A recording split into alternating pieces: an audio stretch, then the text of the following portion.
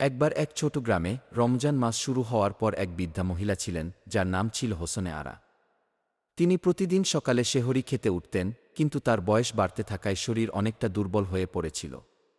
তার কোনো সন্তান ছিল না, তাই তিনি একা ছিলেন।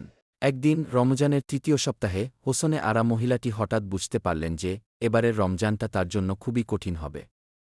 তীব্র গরমের মধ্যে দীর্ঘ সময় রোজা রাখা তার জন্য কঠিন হয়ে পড়েছে। তবুও তার মনে ছিল এক অদ্ভুত দ্বিধা। রমজানের দিনের শেষ প্রহর পর্যন্ত রোজা রাখতে হবে, এটা তার নৈতিক দায়িত্ব। একদিন রমজান মাসের শেষ দিকে হোসনে আরা অসুস্থ হয়ে পড়েন। গ্রামবাসীরা খবর পেয়ে এসে তাকে দেখতে যান। তারা দেখতে পান বৃদ্ধা মহিলা একটি ছোট্ট গ্লাস পানির জন্য খুব কষ্ট পাচ্ছেন। গ্রামের এক যুবক আলী তাকে পানি দেওয়ার জন্য এগিয়ে আসেন। কিন্তু হোসনে আরা বললেন, আমি রোজা রেখেছি, পানি খাব না গি। আলী অবাক হয়ে তাকে বললেন, আপনার শরীর তো খারাপ, আপনি কিছু খেতে পারেন গু। তবে বৃদ্ধা মহিলা হেসে বললেন, আমার বিশ্বাস আছে আল্লাহ আমাকে শক্তি দেবেন। রোজা রাখাটা শুধু খাদ্য ও পানীয় থেকে বিরত থাকা নয়, এটি আত্মার পরিশুদ্ধির একটা মাধ্যম। আমি আল্লাহর উপর ভরসা করি গি।